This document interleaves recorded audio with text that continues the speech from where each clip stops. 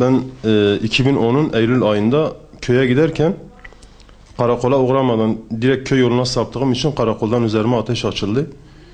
Ben açılan ateş neticesinde karakola gittim. Niye üzerime ateş açtınız diye sorduğumda bana bizim ateş açma yetkimiz vardır. Kim karakola uğramazsa herkese ateş açma hakkımız vardır diye söylediler. Ben de Diyarbakır'a geldikten sonra BİMER üzerinden Başbakanlığa dilekçe yolladım.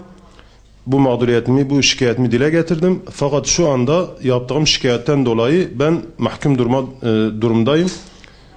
Üzerime bazı oradaki şahıslar, askerler iftira atmışlar ve benim söylemediğim şeyleri bana isnat etmişler.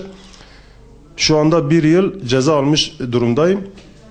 Bunu zannedersem asker bunu demek istiyor. Yani köylü hiç kimse hakkını arayamaz.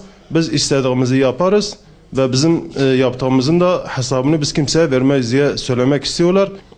Yani şu anda benim devlete herhangi bir adalet anlamında güvenim kalmadı. Çünkü ben mağdur olarak, ben mazlum olarak şikayette bulunuyorum fakat bana bu ceza olarak geri dönüyor. Ben bunu kamuoyuna, halkımıza, bütün Müslümanlara duyuruyorum ki yani benim şu anda devlete güvenim kalmadı.